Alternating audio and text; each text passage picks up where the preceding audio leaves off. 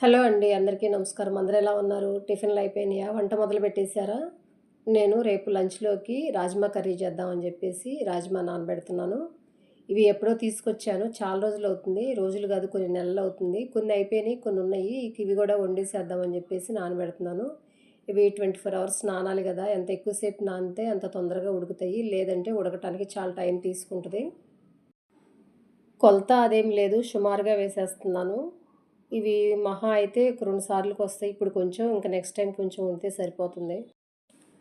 ఇవి గుర్తొచ్చినప్పుడల్లా ఈరోజు నానబెట్టేసి రేపు వండేద్దామని అనుకుంటాను. ఏదో ఒక పనిలో పడి మర్చిపోతున్నాను. కానీ ఈరోజు కంపల్సరీగా ఎలాగైనా సరే నానబెట్టాలి. రేపు వండేయాల్సిందే అని చెప్పేసి నానబెడుతున్నాను. లేకపోతే అలాగే అయిపోతుంది. మష్రూమ్స్ గానీ, పన్నీర్ గానీ, ఇలా రాజ్మా గానీ, కర్రీస్ ఎప్పుడన్నా బయట తిన్నప్పుడు చాలా బావుంటాయి. ఇంక ప్రతిసారి బయటికెళ్ళి తినలేము గదా! అని జెప్పేసి కొన్ని కొన్ని సార్లు ఇలా తెచ్చి ఇంట్లో పెడతాను. కానీ వండటం మర్చిపోతాను. గుర్తొచ్చినప్పుడు వండుతా ఉంటాను. ఇవి శుభ్రంగా 2 సార్లు కడిగేసి వీటిలో ఎక్కువ వాటర్ పోసేసి నైటంతా నానబెట్టాలి. ఎంత ఎక్కువ సేపు నానితే అంత తొందరగా ఉడకటానికి ఛాన్స్ ఉంటది. లేకపోతే ఉడకటానికి కూడా ఎక్కువ టైం తీసుకుంటది.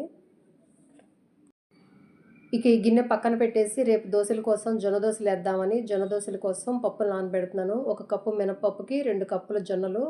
వాటిని కూడా శుభ్రంగా కడిగేసి నానబెట్టేయాలి. జొన్న దోసలకైనా, ఇడ్లీలకైనా పప్పులు ఒకటే క్వాంటిటీ. 1 కప్పు మినపప్పుకి 2 కప్పులు జొన్నలు ఏస్తే వీటిల్లో అటుకులు కూడా వేసుకోవచ్చు. లేదా శనగపప్పు అట్లాంటివి కూడా వేసుకోవచ్చు. నేనేం వేయట్లేదు. 2 రోజులు ఇడ్లీ వేశాను. తర్వాత ఇంకొంచెం ఉన్నాయి జొన్నలు. అందుకని జెప్పేసి దోసలేద్దామని జెప్పేసి దోసల కోసం నానబెట్టాను. ఇక వాటిని పిండి గూడా రుబ్బేశాను. ఇది నెక్స్ట్ డే మార్నింగు. ఇక ఉదయాన్నే లేచి క్లీనింగ్ మొత్తం అయిపోయిన తర్వాత కాఫీ, టీలు కూడా అయిపోయిన తర్వాత దోసలేస్తున్నాను టిఫిన్ కోసమని. జొన్నలతో దోసలు గానీ, ఇడ్లీ గానీ చాలా బావుంటది. ఇందులోకి కొబ్బరి చట్నీ గానీ, లేదా అల్లం చట్నీ యేసుకుంటే ఇంకా బావుంటది. మినప దోసల కన్నా కూడాను జొన్నలతో చేసిన దోసలు చాలా బావుంటాయి. హెల్త్‌కి కూడా చాలా మంచిది. ఇంతకుముందు కొన్నేళ్ల క్రితం నేను జొన్న రొట్టెలు చేద్దామని జెప్పేసి ట్రై చేశాను. కానీ ఎందుకో అవి నాకు సరిగ్గా రాలేదు. ఇక అప్పటినుంచి ఇక ఎందుకులే అని జెప్పేసి ఇట్లా పిండి పట్టించటమో, లేదా రవ్వ పట్టించటమో, అట్లా దోసలు గానీ, ఇడ్లీలు గానీ, లేదా జావలు గానీ ఇలా చేస్తున్నాను. ఎందుకనో నాకు జొన్న రొట్టె రాలేదు. ఎందుకులే ప్రయోగం అని జెప్పేసి వదిలేశాను.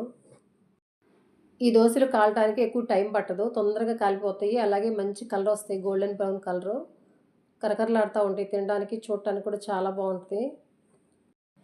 ఈ దోసల పైన ఉల్లిపాయ ముక్కలు, క్యారెట్ తురుము, అలాగే పచ్చిమిరపకాయ ముక్కలు ఇవన్నీ వేద్దామని జెప్పేసి తీసి పెట్టాను. కానీ మర్చిపోయాను నేను. నాకు గుర్తులేదు. ఉదయం పూట హడావిడిగా చేయాల్సొచ్చింది.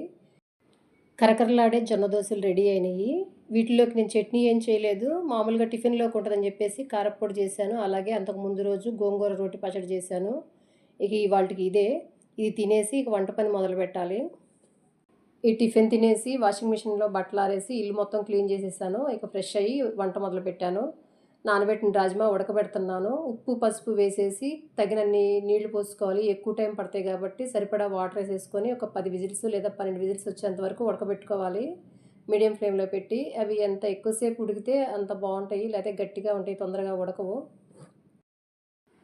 వెజ్ కర్రీస్ ఏయైనా సరే అంత కష్టపడాల్సిన పనుండదు. ఇవి ఉడకబెడితే తాలింపేసుకోవటమే ఇక అంతే. ఇది ఉడకడానికి టైం పట్టిద్ది కాబట్టి ఈలోపు నేను ఉల్లిపాయలు, టమోటాలు ఇవి మొత్తం కట్ చేసుకుంటాను. చాలామంది డైలీ కుకింగ్ వీడియోస్ అడుగుతున్నారు. నేను రోజు చేసే వంటలు మీరు వీడియో చేసి పెట్టొచ్చు కదా! అని చెప్పేసి అడుగుతున్నారు. అలా చేయటం నాకు వీలు పడదు. వంట చేస్తూ వీడియోస్ తీయాలంటే చాలా కష్టము. పావుగంటలో అయిపోయేది. గంట టైం పడతది. అలా వీడియోస్ తీసుకుంటూ వంటలు చేస్తే ఇంట్లో వాళ్ళు ఇబ్బంది పడతారు. వాళ్ళని ఇబ్బంది పెట్టినట్టు అవుతది. అందుకని చెప్పేసి వారానికి 1, 2 వీడియోలు మాత్రమే చేస్తున్నాను. వీడియోలు తీయటం, ఎడిటింగ్ చేయటం ఒక ఎత్తయితే వాయిస్ ఓవర్ ఇవ్వటం ఇంకా కష్టం ఇక్కడ. ఎందుకంటే ఎప్పుడు వెహికల్స్ సౌండ్స్ వస్తానే ఉంటాయి. ఇంకా అవి లేనప్పుడు నెమ్మదిగా కొంచెం కొంచెంగా వాయిస్ ఓవర్ ఇచ్చుకొని అప్‌లోడ్ చేసేసరికి ఈ టైం పడతది. అందుకే నాకు వీడియోస్ కొంత లేట్ అవుతున్నాయి. అందులోనూ కొంత హెల్త్ ప్రాబ్లమ్స్ ఉండటం వల్ల లేట్ అవుతున్నాయి. ఇలా 1, 2 వీడియోస్ చేసి ఎప్పటికి రీచ్ అవుతావు అని జెప్పేసి చాలామంది నన్ను ఎగతాళి జేస్తున్నారు. రీచ్ అయ్యేంత వరకు వీడియోస్ చేయడానికి ట్రై చేస్తాను. చేస్తానే ఉంటాను. అది ఎప్పటికన్నా రాని. ఇవి కట్ చేసుకునే లోపు రాజ్మా మెత్తగా ఉడికిపోయింది. ఇక కర్రీ కోసం పొయ్యి మీద బాండీ పెట్టుకొని, అందులోకి ఆయిల్ వేసుకొని కర్రీకి సరిపడా 2 ఇంచుల చెక్క, ఒక యాలుక్కాయి, ఒక స్పూను జీలకర్ర వేసుకొని ఫ్రై చేసుకోవాలి. తర్వాత మనం కట్ చేసి పెట్టుకున్న మీడియం సైజు ఉల్లిపాయ ముక్కలు అవి కూడా వేసుకొని ఫ్రై అయిన తర్వాత పొట్టు తీసి పెట్టుకున్న 4 వెల్లుల్లిపాయ రెబ్బలు, కచ్చా పచ్చాగా దంచి పెట్టుకున్న అల్లము, పచ్చిమిరపకాయల తురుము అవి కూడా వేసుకొని ఫ్రై చేసుకోవాలి. అవి బ్రౌన్ కలర్ వచ్చిన తర్వాత 2 మీడియం సైజు టమోటాలు ప్యూరీ చేసుకొని అది కూడా ఇందులో వేసుకొని ఆయిల్ పైకి తేలేంత వరకు ఉడికించుకోవాలి. ఇది ఉడికిపోయి మంచి స్మెల్ వస్తుంది. ఆయిల్ పైకి వచ్చిన తర్వాత ఒక స్పూను ధనియాల పొడి, ఒక చిన్న స్పూన్ పసుపు, కొద్దిగా కారం కర్రీకి సరిపడా, అలాగే ఒక స్పూన్ జీలకర్ర పొడి వేసుకొని మొత్తం కలుపుకొని ఉడికించుకోవాలి. ఇవన్నీ వేసిన తర్వాత అడుగు పట్టకుండా కదుపుతూనే ఉండాలి. ఒకసారి కదిపి వదిలేస్తే అడుగు పడుతది. ఎందుకంటే పసుపు, కారము, ధనియాల పొడి ఇవన్నీ వేసాం గదా! మాడి వాసనొస్తాయి. అయన్నీ ఉడికిపోయి ఆయిల్ పైకొచ్చిన తర్వాత మనం ఉడకబెట్టుకున్న రాజ్మా ఏదైతే ఉందో వాటర్‌తో పాటు వేసేసుకొని దాన్ని కూడా ఒకసారి కలుపుకోవాలి. ఈ వాటర్‌తో పాటు ఇందాక టమాటాలు ప్యూరీ చేసాం గదా! మిక్సీ జార్‌లో ఇంకొంచెం వాటరేసుకొని ఇది గూడా ఇందులో పోసుకొని మీడియం ఫ్లేమ్‌లో పెట్టుకొని ఉడికించుకోవాలి. ఈ కర్రీ ఉడకడానికి కొంచెం టైం పడతది. ఇందాక ఒక స్పూనే వేశాను జీలకర్ర పౌడరు ఫ్లేవర్ కోసం అని చెప్పేసి ఇంకొంచెం వేసి మొత్తం ఒకసారి కలిపేసి ఇక మూత పెట్టుకొని ఉడికించుకోవటమే. ఒక పావుగంట ఆగిన తర్వాత చూస్తే వాటర్ మొత్తం ఇనికిపోయి గ్రేవీలాగా అయింది. అందులోకి 2 పచ్చిమిరపకాయలు కట్ చేసుకొని, కరివేపాకు కూడా యేసుకొని కొంచెం సేపు ఉడికించుకుంటే సరిపోతుంది. Tasty rajma curry. మంచి స్మెల్ వస్తుంది. జీలకర్ర పొడి ఎక్కువ వేసాం గదా! ఇందులో మసాలా పౌడర్ వేయలేదు. నేను సాధ్యమైనంత వరకి మసాలాలు, అల్లం వెల్లుల్లిపాయ పేస్టులు చాలా వరకు తగ్గించే వేస్తున్నాను. ఈ కర్రీ చూడటానికి చాలా బావుంది. మంచి స్మెల్ వస్తుంది. ఈ కర్రీలో ఉప్పు వేయలేదు. రాజ్మా ఉడికించేటప్పుడు వేశాను సరిపడా. ఇక మొత్తం ఉడికిపోయిన తర్వాత ఉప్పు ఒకసారి అడ్జస్ట్ చేసుకోవటమే. చాలకపోతే కొంచెం కలుపుకొని ఈ కర్రీ దించేసుకోవటమే. ఇవాల్టికైతే ఇదేనండి వీడియో. మీకు నచ్చితే లైక్ చేయండి, షేర్ చేయండి, సబ్స్క్రైబ్ చేసుకోండి. మరిన్ని వీడియోస్ చేయడానికి సపోర్ట్ చేయండి. ఉంటానండి. బాయ్.